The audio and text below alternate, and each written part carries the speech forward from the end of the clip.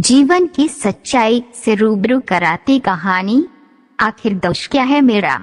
यही कि मैं एक लड़की हूँ, या सिर्फ इस घर में जन्म लेना ही? या एक लड़की का जन्म तो होता है दो इंसानों से ही, लेकिन उसे उसके माँ बाप नहीं मिलते।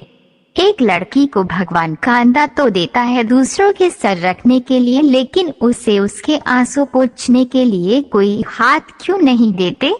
काश कभी तो मेरे किसी सवाल के जवाब मिल जाते। शायद जिंदगी का होश मैंने बाद में संभाला, पहले ये सवाल मुझसे मिलते रहे।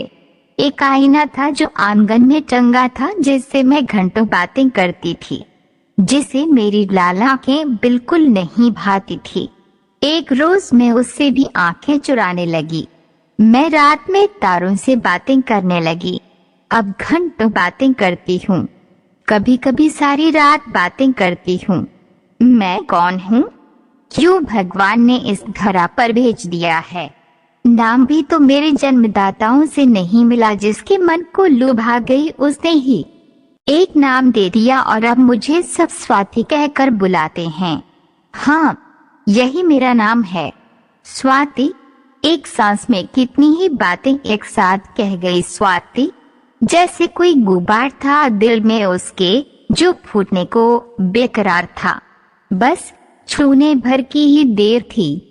उसके हंसते चेहरे के पीछे कोई दर्द भी छुपा हो सकता, कभी सोचा नहीं था। जब भी मैं स्वाति से मिली, वह हमेशा हंसते हुए उलटे मुझे समझाती, मेरे शिकवे शिकायत को दूर करती, जो मुझे मेरे अपनों से मिली। हमेशा एक सकारात्मक दृष्टिकोण से समझने और भूल जाने को कहती। आज उससे हुआ क्या है? क्यों ऐसी बातें कर गई?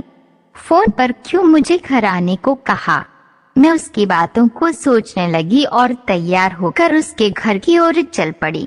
रास्ते भर स्वाति का चेहरा और उसकी बातें ही कानों में गूंजती रहीं। रास्ते लंबे से प्रतीत होते जा रहे थे। 10 मिनट का सफर घंटों से कम नहीं लग रहा था। जैसे ही मैं स्वाति के घर पहुंची, देखा घर का दरवाजा खुला था। घर का कोई भी नौकर नजर नहीं आ रहा था। मुझे देखती ही स्वाति दौड़ पड़ी और जोर से गले लगा लिया और फटफटते हुए कहा, माँ बीमार है। तेरी माँ तो हमेशा ही बीमार रहती है, अब इसमें रोने की क्या बात है? जल्दी ही ठीक भी हो जाती है। ठीक हो जाएगी, हिम्मत रख। मैंने उसे ढांढस बधाते हुए फिर से गले लगा लिया। मैंने पास ही रखा गिलास का पानी उसकी ओर बढ़ाया और कहा, 2 घूंट पानी पी और शांत हो जा। माँ बीमार है, बात बस इतनी सी ही तो है जो तुझे इतना नहीं रुला सकती। बात क्या है? सच सच बता। मैं तेरी बचपन की सहेली हूँ, इतना तो समझती ही हूँ। क्या बात है? मुझे यहाँ क्यों बुलाया है? तुझे तो मालूम है घर वालों ने मुझसे नाता तोड़ रखा है, लेकिन मैं माँ को देखने जाना चाहती हूँ। पर कैसे? हिचकियाँ लेते हुए स्वाति ने मुझे बताया। फिर सोचती हूँ, क्या मैं जितनी आतुर हूँ उन्हें मिलने देखने के लिए, क्या वो भी? क्या मैं उनकी ऐसी औलाद हूँ जिसको देखने से उनके आंखों में ठंडक उतर आए? मैं उनकी बेटा नहीं, मैं तो उनकी कुख से जन्मी लड़की हूँ, जिसके जन्म लेने के बाद से मरने का इंतजार रहा। ईश्वर ने भी मुझे अनोखा चिन्ह जो मेरी कलाई पर देकर इस धरती पर भेजा है। क्यों बनाया ये अनोखा चिन्ह, जिसे दिखा दिखा कर लोगों से मेरे मरने की अवधि पूछती थी? वास्तव में क्या माँ ऐसी ही होती हैं, जो अपनी अंश को अपने ही दूध से वंचित रखे?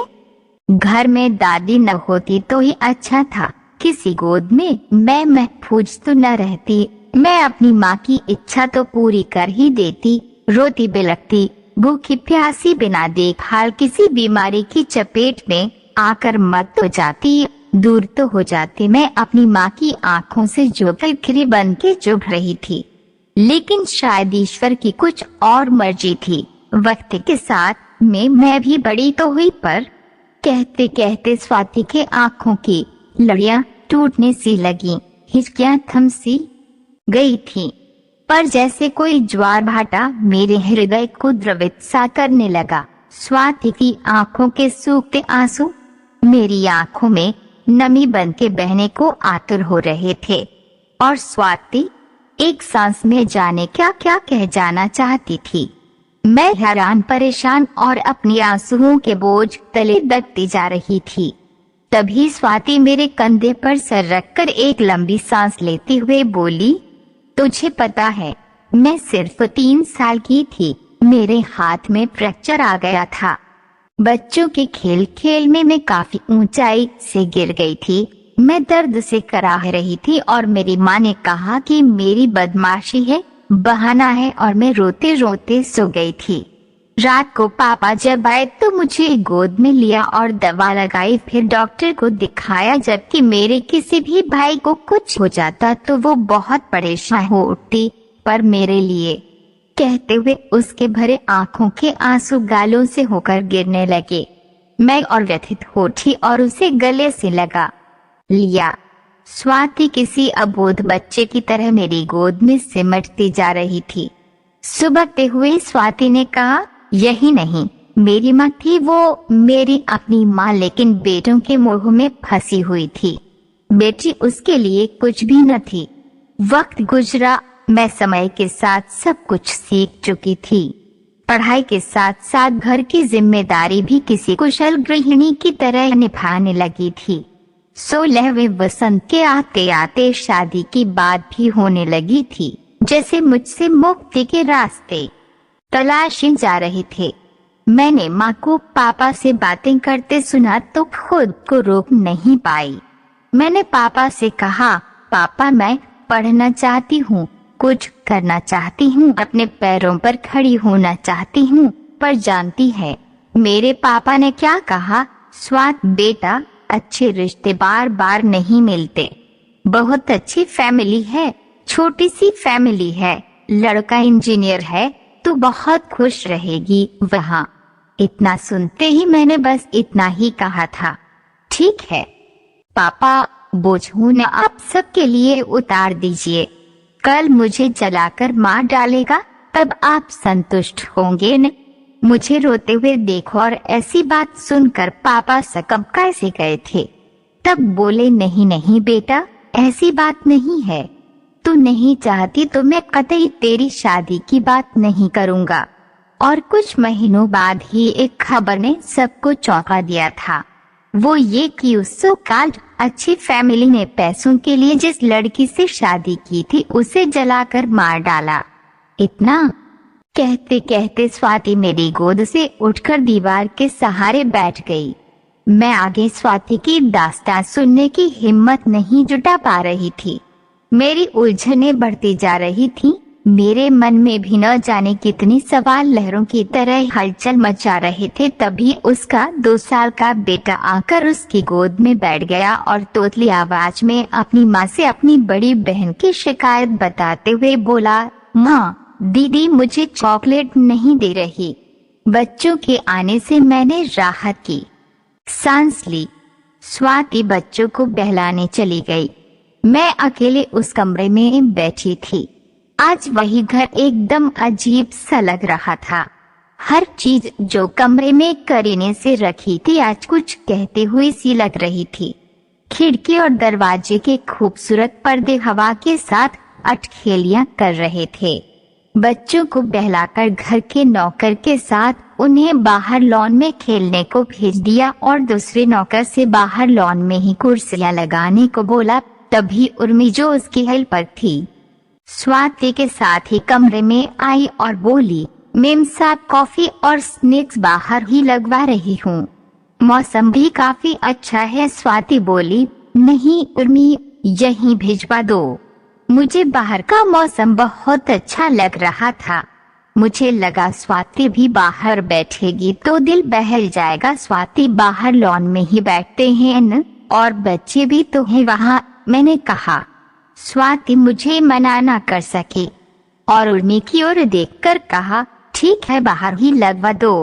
हम दोनों बाहर लॉन में बैठे व बच्चों को खेलता देख स्वाति मुस्कुराई और मुझसे बोली, तुझे याद है बचपन में हम सब भी तो शाम में ऐसे ही खेला करते थे। मैंने भी सर हिलाकर उसकी बातों को स्वीकृति दी और फिर स्वाति अपनी वही पुरानी बातों में उलझ गई और कहने लगी, जब हम सारे भाई बहन खेलने के बाद घर में जाते तो जोरों की भूख लगी रहती थी। हम खूब हल्ला मचाते, भूख लगी है, भूख लगी है। तब माँ को मेरे भाई की चिंता ज्यादा सताती थी। माँ मुझे ही कहती, पहले भाई को सर्व करो फिर तुम खाओ। कभी कभी तो भाई को भूख भी नहीं होती थी, माँ उसे जबरदस्ती खिलाती। छोड़ न स्वाति, क्यों बीती बातों को लेकर बैठी है, जो बीत गई उसे क्या सोचना। स्वाति की आंखों से 2 बूंद गिर पड़े और होठों पर हल्की सी मुस्कान। नहीं, आज मुझे कह लेने दे, ये सारी बातें अब नासूर बनती जा रही हैं। मुझे बैडमिंटन खेलने का बहुत शौक था। तुझे तो याद ही होगा, जब शाम को मैं खेलने आती थी तो माँ की हिदायत के साथ कि मैं कोई इंग्लिश तेरे नहीं उठाऊंगी, डिनर भी तुझे ही बनाने हैं, और मैं भी मुस्कुराकर कहती, कोई बात नहीं माँ, मैं सब कर दूंगी और तुमसे बहुत अच्छा करूंगी और टाइम से भी कर दूंगी। कहते हुए घर से निकल आती थी। मुझे कभी कोई तकलीफ होती तो भी मैं माँ से नहीं कहती, स्वाति ने मुस्कुराते हुए कहा। कुछ ही दिनों बाद तकदीर एक बार फिर उसी मोड़ पर ले आई। मेरा एक एक्सीडेंट हो गया और मुझे कभी चोटें आईं। उन दिनों पापा की पोस्टिंग बुलंद शहर में थी।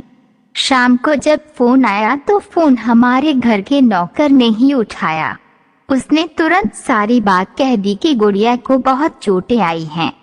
पापा सुनते ही बिना सोचे समझे, बिना किसी लिव ऑर्डर के देर रात घर आ गए और सबसे पहले मेरे कमरे में आए। मुझे सोते हुए देखकर माँ से पूछा, डॉक्टर को दिखाया। बिना किसी जवाब को सुने मेरे सर पर हाथ रखा और पूछा, बेटा तो ठीक तो है ना। मैं पापा को अपने पास देखकर अचंभित हुई। आप इतनी रात को, और आपको कैसे पता कि मेरी बात को वहीं रोकते हुए पापा बोले, मैं मीटिंग से बाहर निकला था तभी फोन किया था।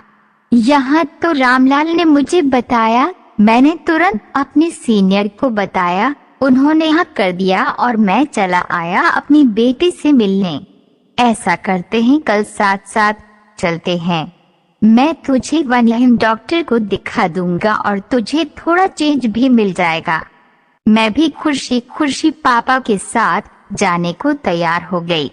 मुस्कुराते हुए स्वाति ने कहा, अगली सुबह एक अजीब सा एहसास लेकर आई थी। मैंने फटाफट पैकिंग की और अपनी कॉफी झट से खत्म करके पापा से बोली, पापा मैं तैयार हो गई और अब चले। नहीं बेटा, तेरा छोटा भाई भी साथ चलेगा। तुम्हारी माँ कह रही है कि उसे भी साथ लेते जाइए, पापा ने मुझसे कहा। हम घर से सुबह 6 बजे निकल गए। जिंदगी भी आज शायद किसी और करवट का इंतजार कर रही थी। हम घर तक पहुंचने ही वाले थे और पापा की ऑफिशियल कार मिल गई तो पापा उससे ऑफिस जाने के लिए बैठ गए।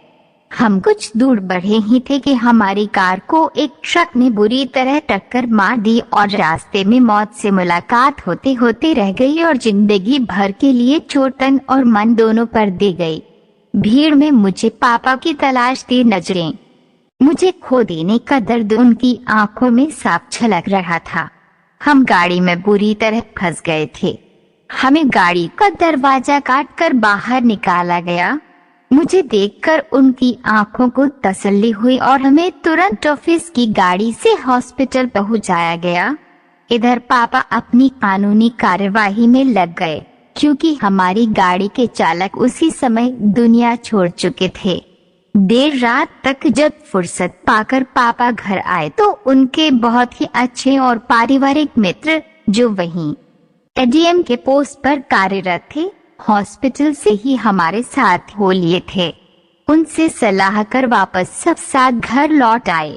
माँ ने हम सबको अचानक देखा तो घबरा गई और वजह बताने पर उनकी नजरें मुझ पर टिक गईं और उनकी आंखों से अश्रुधारा फूट पड़ी। आज मुझे अपने दूसरे जन्म का एहसास हो रहा था जिसमें माँ पापा दोनों का प्यार था। दोनों की आंखों में मुझे खोने के ख्वाब के बाद का पाने का सुखद एहसास था। अचानक मैं मेरी महत्वपूर्णता की अनुभूति से भर उठी थी। जिंदगी एकदम नई लगने लगी थी। अब हर तरफ मैं ही मैं थी। आज सब कुछ बदला बदला सा लग रहा था। इतना कहने के बाद स्वाति की आंखों में वही पुरानी चमक और होठों पर चिर परिचित मुस्कान देखी मैंने। एक पल को लगा कि सब ठीक हो गया और अपने दिल के उतरते बोझ के साथ फटाफट मैंने स्वाति को 2-4 नसीहतें दे डाली। मेरी बातों को सुनकर स्वाति खिलखिलाकर हंस पड़ी। अब वातावरण मुझे थोड़ा हल्का लगने लगा था। तभी स्वाति ने कहा, इतनी नसीब वाली मैं कहाँ। काश कि ऐसा ही मंजर हमेशा के लिए रुक गया होता, मगर ये भ्रम या हकीकत जो भी थी पल भर के लिए ही मेरे जीवन में आई थी। मैं उसकी बातों को सुनकर फिर चौंक पड़ी। तभी स्वाति ने कहा, थोड़ा सा ही प्यार मेरे हिस्से में लिखा था शायद, जो मुझे इस तरह मिल चुका था, क्योंकि आगे अभी बहुत कुछ सहना जो था। ये प्यार भरे पल चंद दिनों में ही कपूर की मानिंद उड़ गए और मुझे पता भी नहीं चला। मैंने अभी अपनी पढ़ाई पूरी भी नहीं की थी कि मेरी शादी कर दी गई। इस बार मैं कुछ न कर सकी। शादी की विदाई में मेरे लिए मेरे अमीर पापा के पास बेटों के लिए प्रॉपर्टी बनाने के लिए सब कुछ था, लेकिन मुझे देने के लिए कोरी बातों के अलावा कुछ भी नहीं था। आखिर मैं उनकी अकेली बेटी जो थी, इसलिए माँ ने भी अपने पास से अपने अहम को दहेज के रूप में मुझे दिया, जिसे लेकर मैं ससुराल भी आ गई। एक बार फिर से मैं अपमान का घूंट पीने लगी। जिंदगी को और करीब से जानने और समझने लगी। रिश्तों का फरेब और उसका खोखलापन दीमक की तरह मुझे अंदर ही अंदर काटने लगा। मैं अपनी परिस्थितियों से जूझने के लिए अपने मनोबल को संभालते हुए अपनी पढ़ाई और पढ़ाई के दौरान ही अपनी बच्ची को जन्म देने के बाद अपने लक्ष्य की ओर बढ़ना नहीं छोड़ सकी।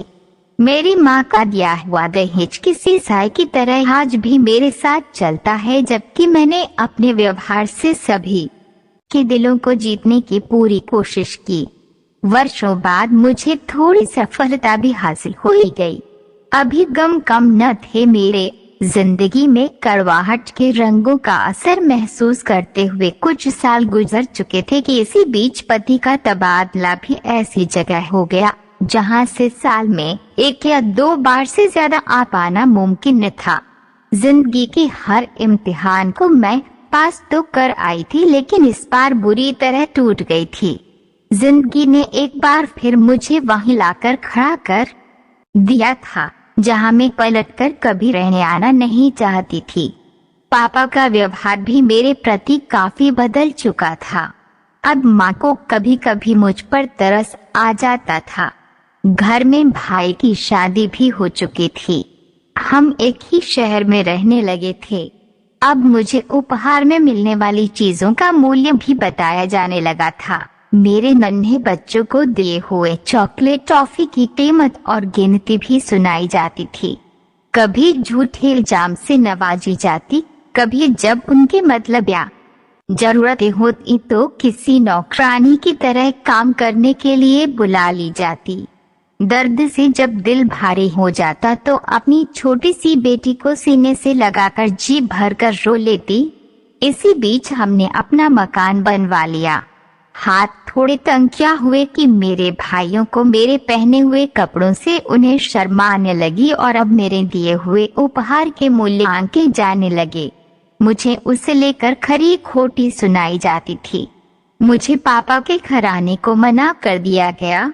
मैं अकेली अपने नन्हे बच्चों के साथ जिंदगी जी रही थी और अब तो भाइयों ने मेरी मदद के बजाय मुझसे रिश्ता ही तोड़ लिया।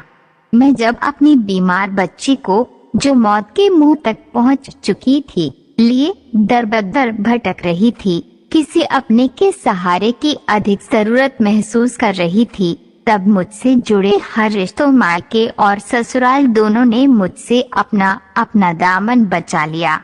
ईश्वर की कृपा से मेरी बच्ची ठीक हुई तो मुझसे ही मेरे यही दूर हुए रिश्ते जुड़ने लगे। मेरे दिल का घाव और गहरा होने लगा था। मैं अकेली लड़की नन्हे बच्चों के साथ सांसें संभालने लगी थी।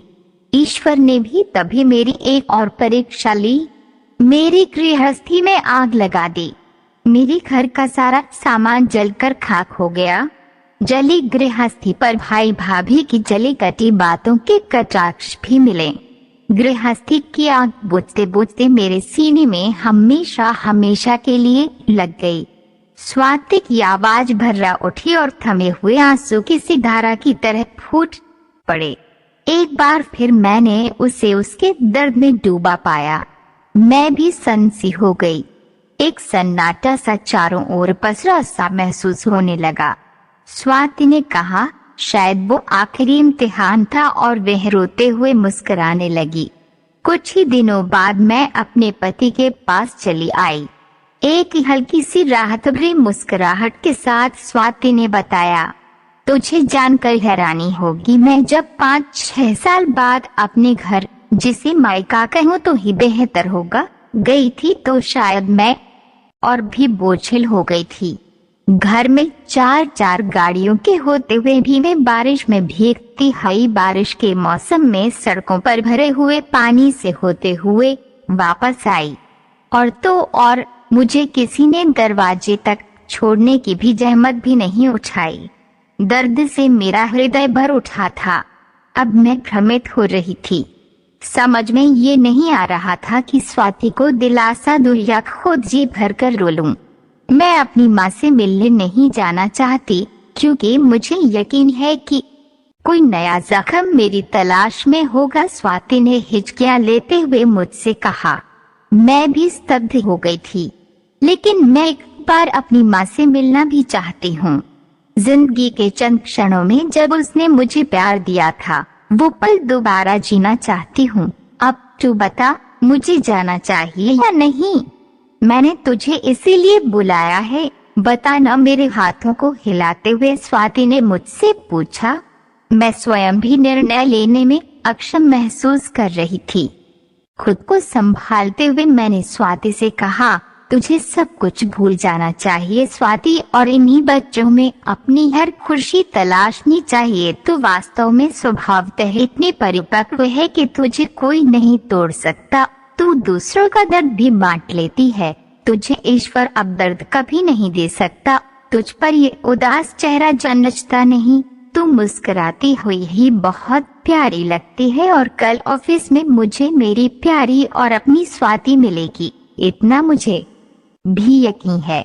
अब बहुत देर हो गई थी और घर पर सबको मेरा इंतजार था, इसलिए मैंने स्वाति से इजाजत मांगते हुए कहा कि स्वाति, मुझे अब घर चलना चाहिए।